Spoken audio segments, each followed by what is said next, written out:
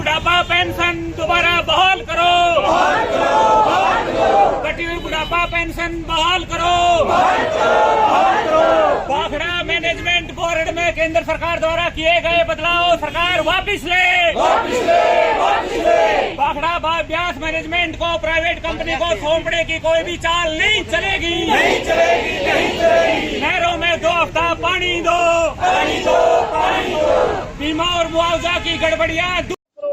आज क्या कार्यक्रम है जी आपका? आज अखिल भारतीय किसान सभा का जिला प्रतिनिधि मंडल किसानों के साथ जिला प्रशासन से मिलने के लिए आया है, क्योंकि पिछले लंबे समय से काफ़ी सारे मुद्दे ऐसे हैं जिनका अभी तक समाधान नहीं हुआ है। उनमें प्रमुख तौर के ऊपर तो ये जो बुढ़ापा पेंशन है, तो ये किसी बहाने से काटी जा रही है और ये बहाल होनी चाहिए, ये हमारी मांग है। क्योंकि बुढ़ापा पेंशन जो है ये बिना कंडीशन आधारित ये बुजुर्गों का सम्मान भत्ता था, तो इसको लागू किया जाना चाहिए। और एक जो अभी पिछले दिनों में इन्होंने सरकार ने काफ़ी सारे लोगों की उम्र की दृष्टि से पेंशन काट दी है, तो मतलब जिनकी पेंशन बन गई वो किसी गलत तरीके से तो नहीं बनी है, उसके डॉक्यूमेंट लगे थे, पूरे डॉक्यूमेंट थे, तभी अधिकारियों ने उनकी पेंशन लगाई है। डॉक्टर ने मेडिकल किया है, तो अगर किसी डॉक्टर ने मेडिकल गलत किया है, किसी अधिकारी ने गलत कागजों को एक्सेप्ट किया है, तो कार्रवाई उनके ऊपर होनी चाहिए। अब कार्रवाई कर रहे हैं आम जो साधारण मजदूर है, किसान है, कि तुम अपने जो पुराने जो डॉक्यूमेंट है वो सही नहीं है और इसलिए आप वो पेंशन वापस करो। तो सजा जनता को दी जा रही है। अगर अधिकारियों ने गलती किया तो सजा अधिकारियों को मिलनी चाहिए। और आज नए तरीके लेके आ रही है सरकार। 3.5 लाख जिसके परिवार की आमदन है, और ये जो परिवार का जो फैमिली आईडी बनाई है, उसके माध्यम से 2 लाख वाले का नहीं बनाएंगे, 3.5 लाख वाले का नहीं बनाएंगे, काटे जा रहे हैं, रोकी जा रही है। हर रोज डॉक्यूमेंट मांग रहे हैं, हर 6 महीने के बाद आधार कार्ड मांग रहे हैं। तो ये जो परेशान करके लोगों को पेंशन काटने का जो कार्यक्रम है, ये सरकार बंद करे। इसके खिलाफ पूरे जिला फतेहाबाद में ही नहीं, पूरे हरियाणा में आम नागरिकों के अंदर रोष है। और दूसरा हमारा ये है कि जो मुआवजे का जो सवाल है, तो मुआवजा खुद सरकार ने घोषणा कर रखी है 15,000 रुपये प्रति एकड़ देंगे, और आज वो 12,000 रुपये दे रहे हैं।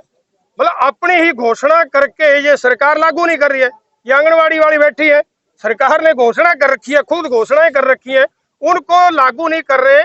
तो ये भाखड़ा मैनेजमेंट के अंदर जो देश जब आजाद हुआ, आजादी के बाद भाखड़ा डैम बनाया, जिसमें हरियाणा और पंजाब उस समय संयुक्त थे, और पानी का बराबर का हिस्सा है जो बनता है उनका, हरियाणा और पंजाब का और हिमाचल का।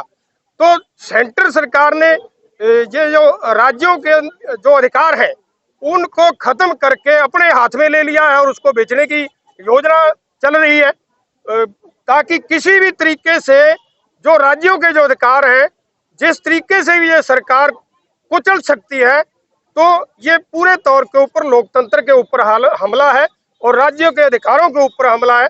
तो हमारी ये मांग है कि हरियाणा की जो हमारी जो मैनेजमेंट का जो हिस्सा था वो उसमें ज्यों का त्यों रहना चाहिए।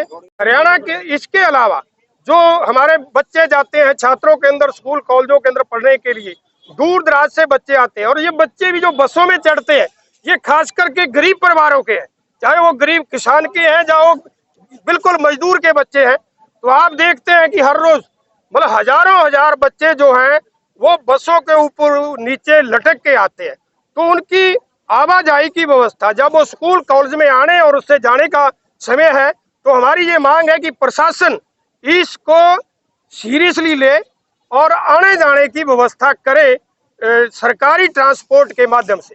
तो ये भी हमारी, अगर आपकी मांगे नहीं माननी चाहिए तो क्या रणनीति? अगर सरकार हमारी मांगे नहीं मानती, जिला प्रशासन ने जो काम करता है जिला प्रशासन वो काम नहीं करता, तो आगामी हम रणनीति जल्दी से जल्दी तय करेंगे और सरकार को घेरेंगे। और आने वाले समय के अंदर 28 और 29 तारीख को पूरे देश में कर्मचारियों की, ट्रेड यूनियनों की राष्ट्रव्यापी हड़ताल है और अखिल भारतीय किसान सभा पूरे देश में बंद का आह्वान किया हुआ है कि उस दिन हम इन मुद्दों को लेकर के और जो निजीकरण जो सरकार कर रही है, रोजगार के ऊपर जो हमला सरकार का है, सांप्रदायिक जो भावनाएं भड़का के लोगों को अपने लाभ के, पूंजीपतियों के लाभ के हित के लिए काम कर रही है, हम उसका डट के विरोध करेंगे। और अखिल भारतीय किसान सभा खास करके 28 और 29 मार्च की हड़ताल में पूर्ण तौर पे शामिल ही नहीं होगी, हर तरीके का सहयोग भी होगा और पूरे देश को बंद करने के लिए अग्रणी भूमिका निभाएगी। क्या नाम और क्या पता? मैं किसान सभा जिला सेक्रेटरी जगतार सिंह।